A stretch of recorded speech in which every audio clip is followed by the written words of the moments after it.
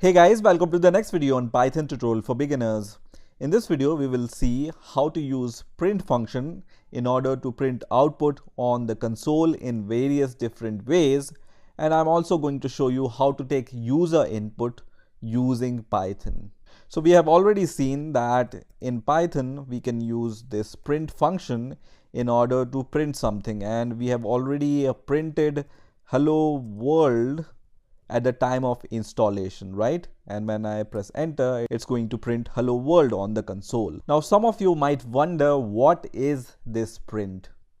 So print is our inbuilt function in Python. So Python has a number of inbuilt function and print is one of them. So here print is a function, and then inside the parenthesis, what you give here is called a parameter or an argument. Okay, so hello world is an argument, which is a string argument, right?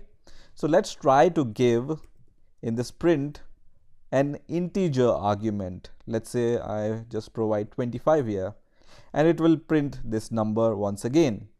Let's say I'm going to write print, and then I want to execute some expression 50 multiplied by 60 and then press enter. Print function is also able to do this. Now let's say I want to output some more complex formatted string.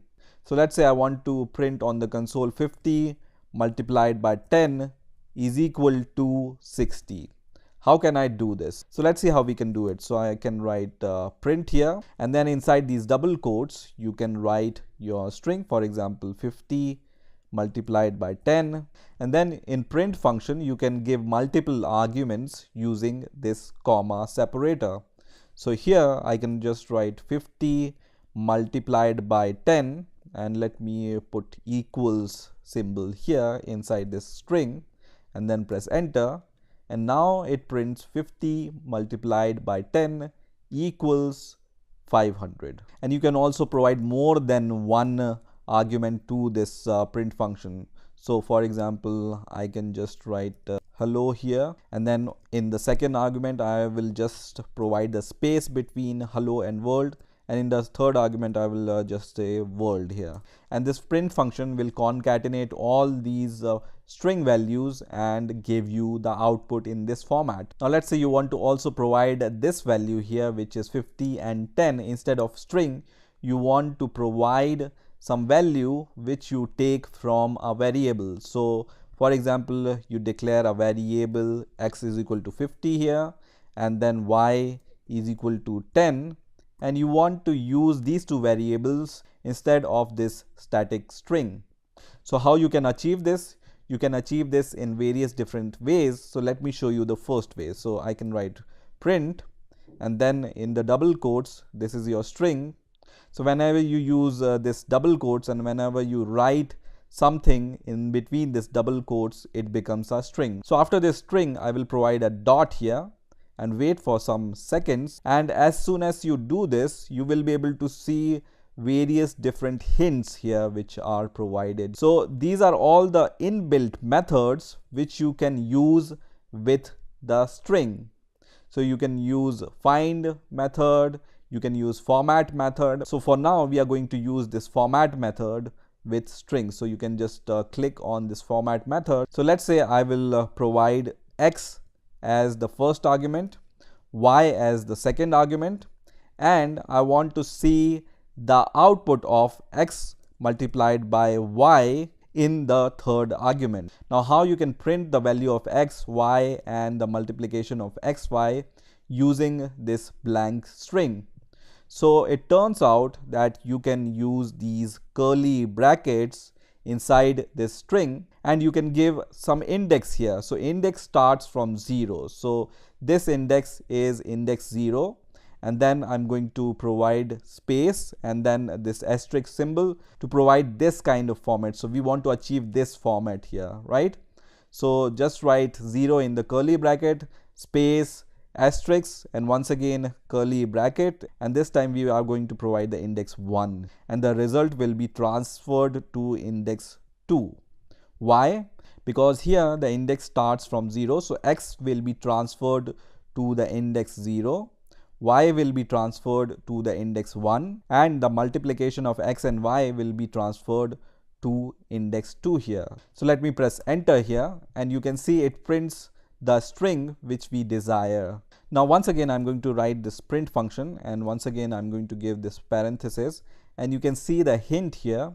So I want to use this SEP keyword now inside the string. So how can I use this? So I will just close this parenthesis, and once again I want to print hello world. So I will just write hello, and then I'm going to provide the comma, and inside the double quotes I'm going to just write world here, and then in the last argument you can provide this keyword SEP is equal to, and inside the double quotes you can provide some separator to separate the hello from world. So I want to just give this string to separate hello from world, and now I'm going to press enter, and you can see this string is separating the keyword hello from the world. Now in Python you can also use C style string formatting to create a new formatted string. So let me show you how we can do it. So I'm going to declare a variable called name, and I'm going to assign some value to it, for example max here, and then press enter.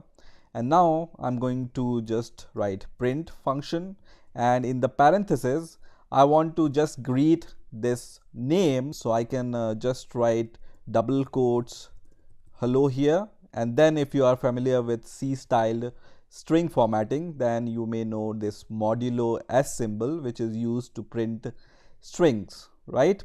And then after this double quote you just need to provide once again this modulo symbol, and then you need to provide the variable name which you want to replace instead of this modulo s. So in our case we want to replace this modulo s by name variable, and I'm going to press enter, and you can see it prints hello max. Now let's say I also have the age of this person.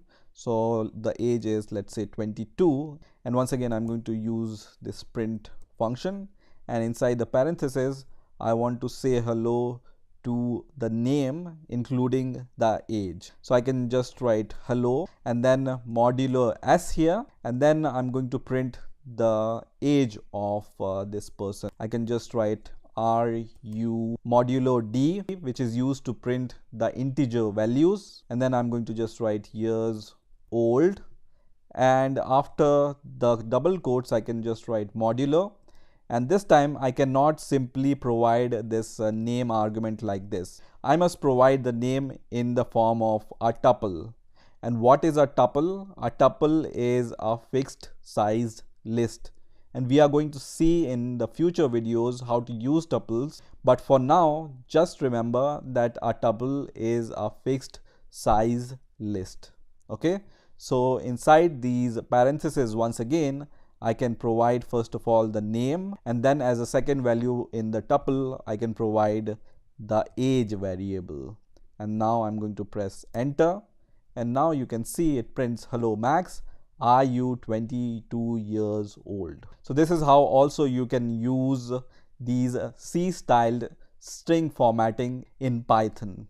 I want to give you one more example of float here. So I can just write for example this person's marks. So I'm going to just write marks is equal to, and let's say I want to provide these marks in the floating point. So I can give this modulo f here, and then after this modulo I can just give the marks, so 92.5, and then press enter, and you can see it prints the marks. Now one more little thing which we can do here is we can limit the number of decimal values which we want to see after this point. So we can write the same printf function and same argument, and in order to limit the number of digits after the decimal, you just need to write after f dot and some number, for example 2. Oops, I don't want to see this output. I wanted to see the output after the decimal value. So once again I think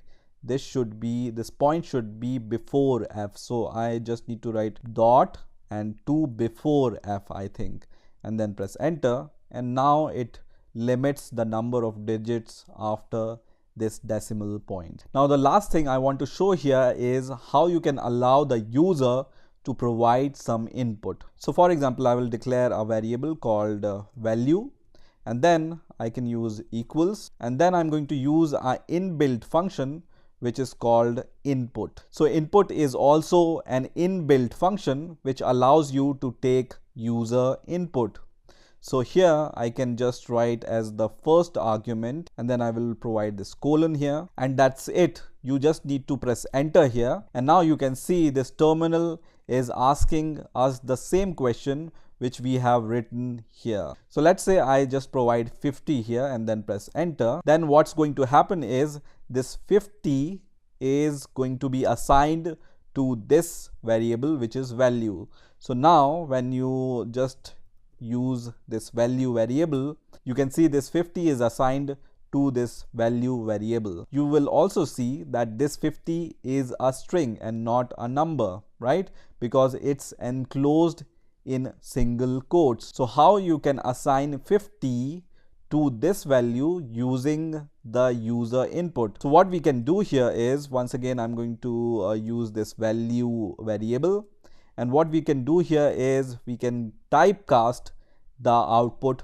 of input. So you can just write int, and then here inside the parenthesis you can just write, and now when I press enter and provide 50 and then press enter and see the value, now it's an integer, right? So you can typecast the output of this input function which provides us the string, and this int method is going to convert this string into an integer and then give us the result. Instead of this int, you can also use a float keyword here. So let me show you this example also. So I'm going to just copy this and paste it here, and instead of using the int, I'm going to just write float here, okay, and then press enter, and I'm going to provide this time 100 here and then press enter, and then I'm going to just print the value of the value variable, and now it prints the answer in floating points. So this is how you can use